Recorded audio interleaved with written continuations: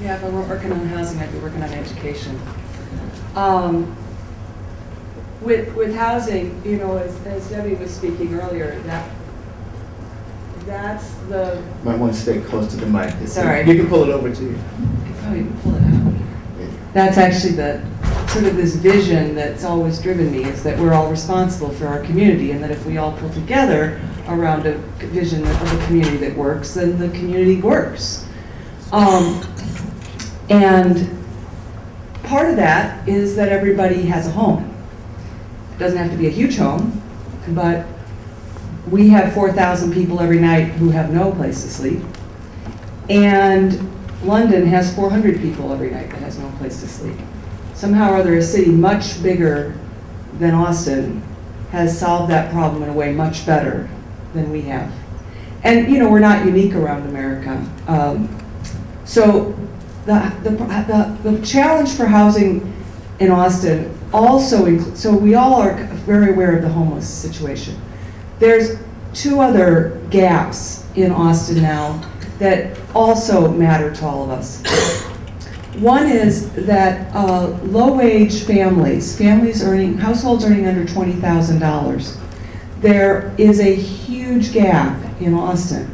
There's about 2,400 apartments that someone could live in if they are a household of $20,000 and below.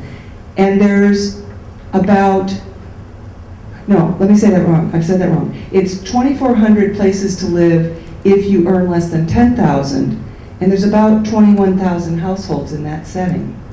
There's seniors on disability, there are people on disability, and there are people who are literally earning part-time, wages. The next layer up is households under 20,000, and they have a big housing gap as well. The comprehensive housing study done by the City of Austin identified that the gap of the folks earning up to $20,000, the households living under $20,000, and then there's another gap, which is that people who want to own homes and raise their family in Austin, most of those households over the last 20 years have chosen to move outside of Austin because that's where they could afford a home near a good school.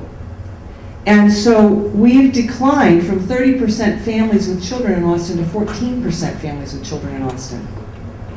So part of thinking about what that means for our community, we're becoming less and less of a community inside the boundaries of the City of Austin of families with children. And that doesn't really bode well for a city, because part of the health of any community is that we live for the next generation. You don't live for the last generation, the generation that's aging. We need to take care of them and soon to be us, but we aren't your future. And so to have a city that's losing families changes the culture of the city. There's a comprehensive plan coming up and happening now, and that would be one way to stay involved, is that part of that vision should be that we're a family-oriented city, which would include education. So what happens when there isn't enough housing? Well, several things happen. First of all, people have to travel a long way to get to the jobs. The other thing that happens is that if people can't afford their homes, they move a lot. And when people move a lot, Susan's got a problem.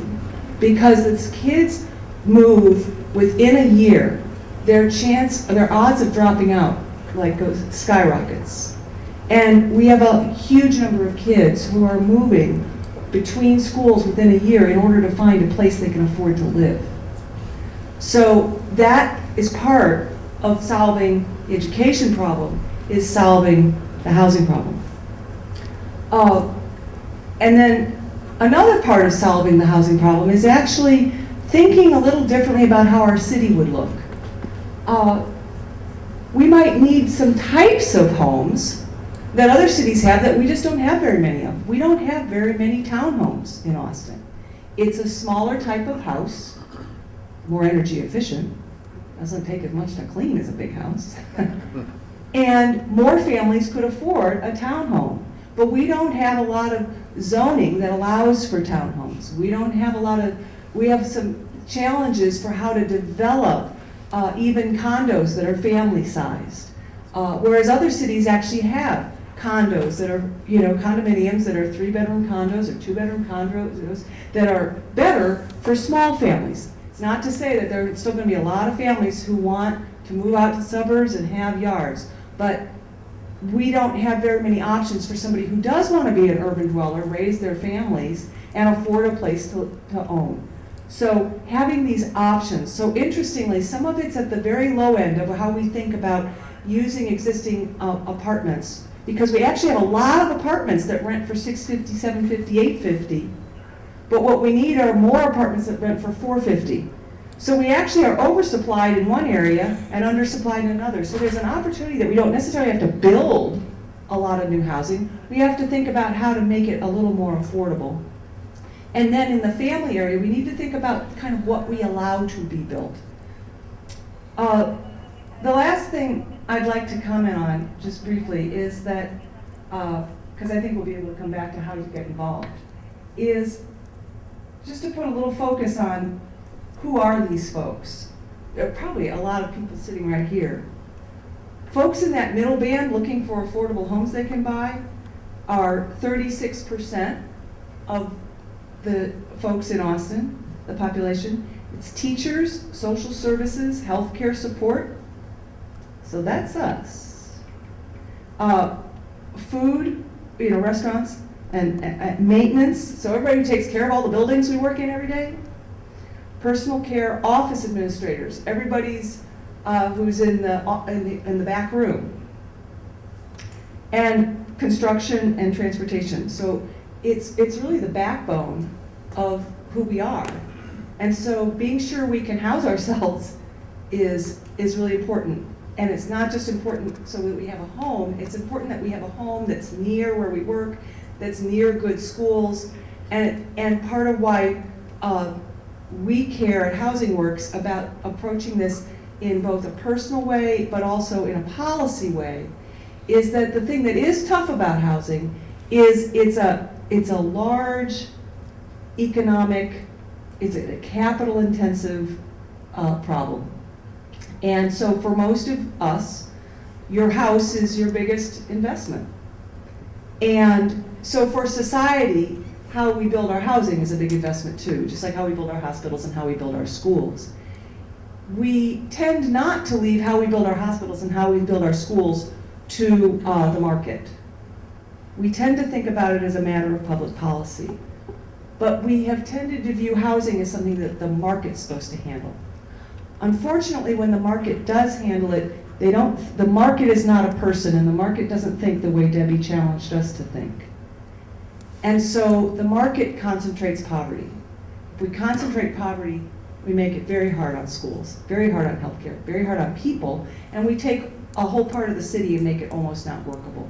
So what we ask is that we enhance the market with conscious policies around what we can build, where we can build it, goals, and how to use some money in order to be sure that we can have all kinds of homes in all parts of town so that we don't concentrate poverty, and so that the many people who are actually working can be close to their work and their kids can stay in one school. So that's why we see housing as such an important part of having the kind of community that can be of the city, in the city, for the city. Thanks. Thank you.